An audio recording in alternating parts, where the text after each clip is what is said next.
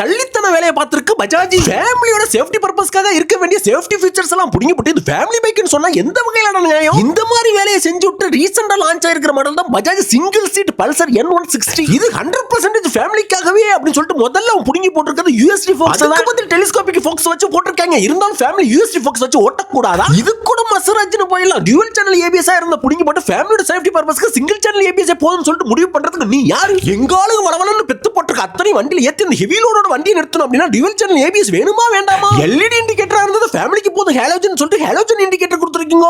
ஆமா ஃபேமிலிக்கு தானே அப்படின்ட்டு பெருசா கிராபிக்ஸ் எதுவும் இல்லாம டிசைன் இல்லாம வெறும் முழுக்கட்டையா கொடுத்து வச்சிருக்கீங்க. ஏதோ போனா போதும் ஸ்பெஷல் ஃபீச்சரா யூஎஸ்பி சார்ஜ் போட்டு கொடுத்துருக்கீங்க. டாப் மாடல் மிட் மாடல் இருக்கிற இன்ஜின் கார்டு இதுல இல்லையா? N150 ல இருந்த சேஸ் அப்படியே இதுல தூக்கி போட்டீங்க. ஒருவேளை அந்த வண்டி நிறுத்த போறீங்களோ? ரியர் சஸ்பென்ஷன் ரொம்ப ஸ்டிஃப், பேக் பெயின் கன்ஃபார்ம். அப்பாடா ப்ளூடூத் கனெக்டட் டிஜிட்டல் கன்சோல் அப்படியே கொடுத்துட்டீங்க அப்படி நினைச்சா 10x10 நேவிகேஷன் ஏபிஎஸ் மோட டயோலி கட் பண்ணிட்டீங்க. டைல் செக்ஷன் N150 ல உள்ளது சிங்கிள் கிராப் ரயில் தான். ஃபேமிலிக்கு ஸ்ட்ராங்கா கொடுக்க வேண்டிய ஸ்விங்காரமா இருக்கட்டும் டியூவல் டிஸ்க் இருக்கட்டும் சைஸை குறைச்சு விட்டாங்க. ஹெட் லாம்புக்கு ஆன் ஆஃப் இல்ல, வீல் பேஸையும் குறைச்சு விட்டாங்க. ஸ்லிப்பர் கிளட்ச் கிடையாது. கபக்கபன்னு டிராஃபிக்ல ஹைவேஸ்ல ஹிட் அடிக்கறவல ஏர் கூல்டு தான்.